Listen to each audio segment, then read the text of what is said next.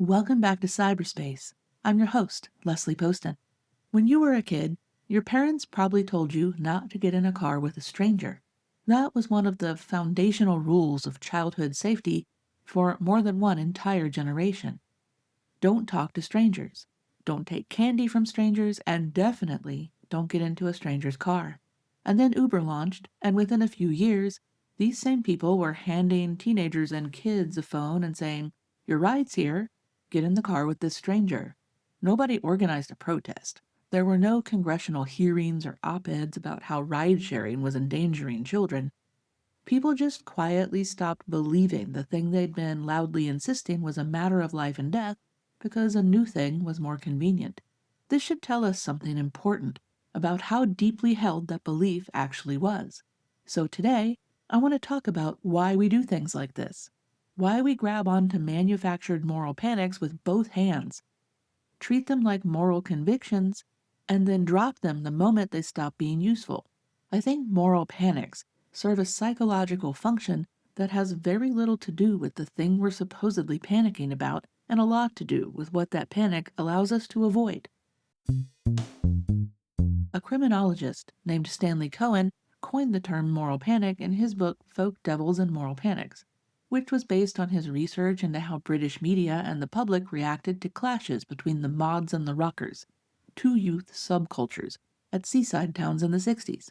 Cohen determined how relatively minor incidents were amplified by media coverage into symbols of total cultural collapse, even though the actual violence was minimal. Cohen identified a pattern that has repeated itself consistently. A group or behavior gets identified as a threat. Media coverage amplifies it far beyond what the evidence supports. The public develops disproportionate concern about it. Politicians respond with calls for action. And then eventually the panic fades, usually without the real underlying issues ever being addressed. What Cohen was describing sociologically, I want us to examine psychologically, because I'm not just interested in how moral panics get manufactured, I'm also interested in understanding why people are so eager to participate in them. I think one answer is that moral panics function as effort shields. They give people a way to feel like they're engaging with a serious problem while avoiding the much harder, slower, less emotionally satisfying work of actually addressing the problem. The panic becomes a substitute for action, and a pretty comfortable one, because outrage is easy, socially rewarding, and makes you feel like you're on the right side of something. What endorsing a moral panic doesn't require is that you change anything about yourself or your circumstances. This connects to several well-documented psychological patterns. System justification theory, which we've talked about on earlier episodes in more depth, describes how people are motivated to perceive existing social, economic, and political arrangements as fair, legitimate, and necessary. Research shows that this motivation operates even when the existing system actively disadvantages the person defending it. People will work to protect the status quo because changing it is psychologically expensive. A moral panic about something new, whether it's a technology, a social behavior, or a cultural shift, offers a way to justify someone's resistance to change by framing the new thing as dangerous rather than simply unfamiliar or effortful to engage with. Last week, we talked about the Semmelweis effect, the tendency to reflexively reject new evidence when accepting it would require costly changes in behavior, self-concept, or professional identity. A moral panic is what the Semmelweis reflex looks like at scale. It's a similar psychological impulse, but organized, then amplified by media, validated by authority figures, and given a community. Instead of a cadre of doctors from the 1800s rejecting evidence that their hands are carrying disease when going from something like serving as a coroner to assisting a birthing mother, you get an entire society rejecting evidence that a new technology isn't actually destroying children, because accepting that evidence might mean the adults have work to do. I want to walk you through 4 examples of this, 2 from technology and 2 from the offline world, because this pattern isn't limited to how we respond to new tech. It shows up anywhere that genuine engagement with a problem would cost more emotionally or psychologically than performing outrage about a simpler, scarier version of it. Let's start with the example I opened with, because it's one of the simplest recent illustrations of a moral panic functioning as an effort shield, and also one of the easiest to see in hindsight.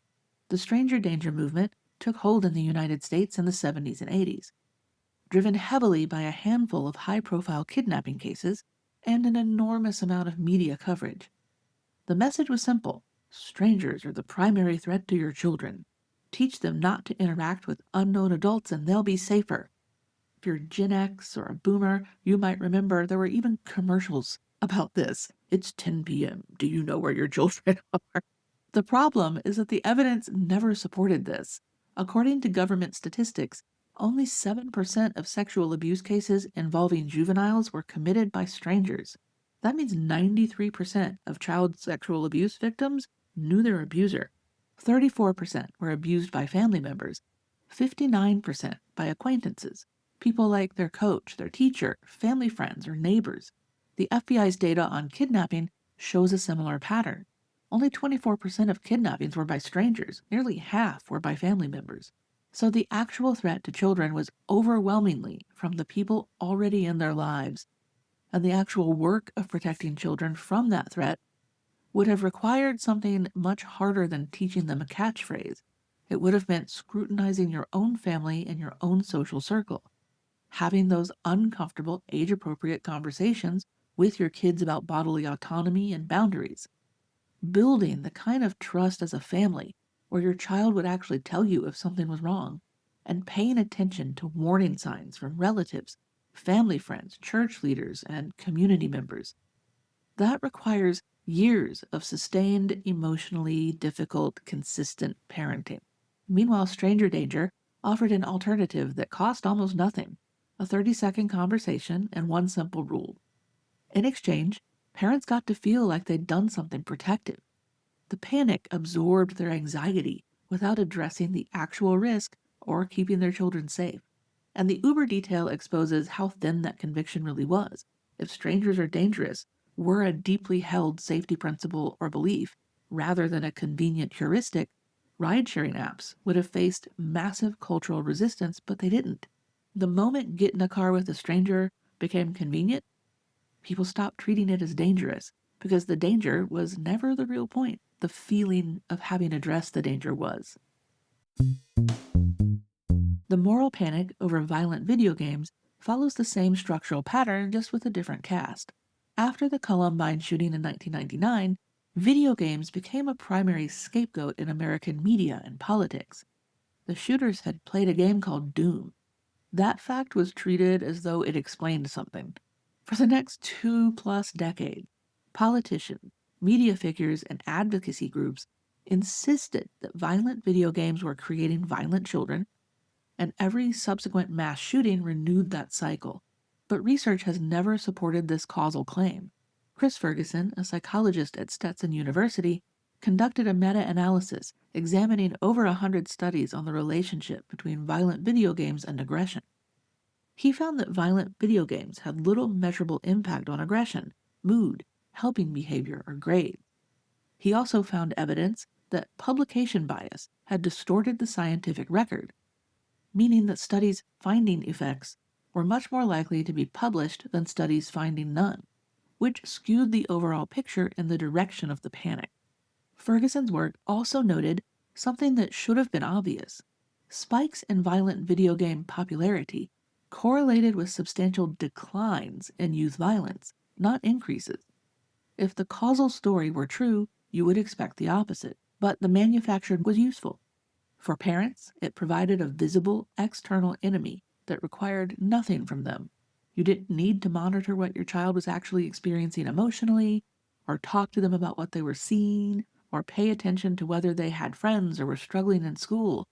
The video game was the problem, so take it away and you've parented. Politicians, the utility of the moral panic about video games was even more direct. If video games cause violence, you don't have to touch gun policy, which is politically expensive, fund mental health services, which cost real money, or address school climate, which is complex and doesn't fit on a bumper sticker. You get to hold a press conference, point at an entertainment product and perform concern. The moral panic absorbed all of that political energy into something that felt like and could be marketed like action, but that changed nothing. The Supreme Court eventually weighed in. In 2011, the court struck down a California law banning the sale of certain violent video games to minors, noting that the evidence for harmful effects was minimal and couldn't be distinguished from the effects of other media like cartoons and movies. The panic didn't survive contact with the standard of evidence, but it had served its purpose for many years by then. If you've listened to cyberspace before, you've heard me dig into this next one in detail, so I'll be more concise here. But it's important in context because it's the most active current example of the pattern. The claim that social media is destroying children's mental health has become one of the dominant cultural narratives of the past several years. Jonathan Haidt's book, The Anxious Generation, is probably the most commercially successful version of it, but the research just doesn't support the narrative he's selling. Candace Odgers, a developmental psychologist whose work involves longitudinal data tracking actual kids over time, has systematically challenged the social media panic with evidence. The effect sizes in the research are small. Correlations between social media use and mental health outcomes hover around 0.08 to 0.12. To put that in perspective, a correlation of 0.08 means social media use explains less than 1% of the variance in youth mental health outcomes. Compare that to the known effects of poverty, family instability, food insecurity, and educational stress on children's mental health, whose effect sizes are dramatically larger. But we're not building surveillance infrastructure to address poverty, are we? Research published in 2024 argued that simple narratives about social media causing youth mental health problems produce biased interpretations, particularly when researchers ignore confounding variables like pre-existing mental health conditions, family stress, or socioeconomic instability. Haidt has a book to sell. Odgers has longitudinal data. These are not equivalent positions. And the policy response to the manufactured moral panic tells you everything about how it functions as an effort shield. KOSA, the Kids Online Safety Act, up for vote now again, would impose what the Electronic Frontier Foundation has described as a censorship regime across the entire country, disguised as a duty of care. It would require age verification systems that create universal identity surveillance for every internet user, not just minors. The legislation does not address algorithmic manipulation. It does not fund digital literacy education. It does not do anything about the parenting capacity crisis or the economic pressures that leave parents without the time or resources to actually engage with their kids' online lives. What it does is give parents and politicians something external to point at. If they say the phone is the problem, take the phone away and you've protected the children. Meanwhile, nobody's had to learn how these platforms actually work, or sit with their child and talk about what they're seeing online, or push for childcare funding, living wages, or school counselors. None of the hard, expensive, unglamorous work that would actually make kids' lives better ever gets done. But there's been a panic, so that feels like enough. My last example isn't a tech panic. It's the somewhat thorny topic of the anti-abortion movement, and it illustrates the effort shield dynamic at its most extreme. Advocating for a fetus requires no material sacrifice. You show up, you hold a sign, you harass women and men seeking regular health care, you vote, you post online, and you feel righteous about it. That fetus makes no demands on you. It doesn't need housing or health care or food or education. It doesn't cry at 3 a.m. or need you to be home from work. The moral position there feels simple, emotionally clear, and costs you nothing psychologically. The moment that child is born and becomes an actual person with actual needs, that pattern reverses. The states with the most restrictive abortion laws consistently rank among the worst for child welfare outcomes.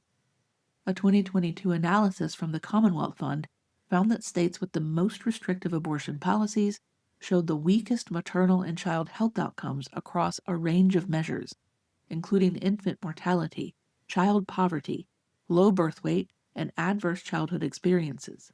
Mississippi, whose abortion ban was at the center of the Dobbs case, ranked last in the Commonwealth Fund's composite score for health system performance. 9 of the 10 states with the highest child poverty rates currently ban abortion, according to a 2024 analysis. In nearly half of the states with bans, 1/5 or more of the children live below the federal poverty level.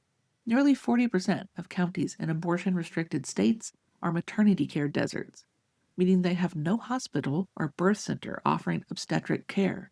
These states have consistently refused to expand Medicaid, which would provide prenatal and postpartum care and improve healthcare coverage for the exact population they claim to be protecting. Research from Johns Hopkins published in 2025 found that restrictive abortion policies were associated with increased infant mortality and with larger increases among Black infants in southern states. A separate time series analysis found that in the year after Texas implemented its 6-week ban, infant mortality rose 17% over expected levels. And while these facts are important, this particular instance of the effort shield is a very emotional topic. The moral panic over abortion gives people psychological permission to perform moral concern for children without following through on any of the material commitments that actually keeping children alive and healthy require. It's the effort shield in its purest form. The concern is loud, public, and emotionally satisfying, and the follow-through is non-existent. So here's how it shapes up across all 4 examples. In each case, there's a disproportionate or manufactured fear that gets amplified by media and validated by authority figures. There are identifiable people and institutions who profit from the panic, whether through book sales, political capital, or regulatory power. And there's a population that embraces the panic because it's psychologically cheaper than engaging with the actual problem. Stranger danger lets parents avoid confronting the people already in their children's lives. The video game panic gave parents and politicians a scapegoat that didn't require addressing the actual determinants of youth violence. The social media panic lets everyone skip the harder conversations about parenting capacity, economic pressure, platform algorithmic manipulation, and digital literacy. And anti-abortion activism lets people perform care for children without funding any of the systems those children need to survive. The Semmelweis reflex is an individual psychological tendency. A moral panic is that tendency organized, with spokespeople, funding, media infrastructure, and political leverage. It gives the reflex to avoid change, a community to belong to, and a vocabulary of righteousness. And there's a few things that make it sticky. Questioning a moral panic makes you look like you don't care. Pushback on social media is destroying our kids, and people hear you don't care about kids. Challenge stranger danger, and you sound soft on predators. Question the video game narrative after a school shooting, and you seem callous. The manufactured moral panic insulates itself by making dissent feel immoral. That's part of its function. It's hard to point out that an effort shield is a shield when the person holding it genuinely believes it's a sword. But panics don't protect anyone or make anything better. They absorb the energy and attention that could go toward the harder, less satisfying work of actually addressing the problems they claim to be about. And the people who profit from manufacturing them know this. The question is whether the rest of us are willing to notice it and talk about it out loud. The next time you feel the pull of a moral panic, the next time some simple story with a clear villain makes you feel certain a little too quickly, stop and ask yourself, what work am I avoiding by joining in? That's your diagnostic question. And it's the one the panic is specifically designed to keep you from asking. Thanks for listening to Cyberspace. I'm your host, Leslie Poston, signing off.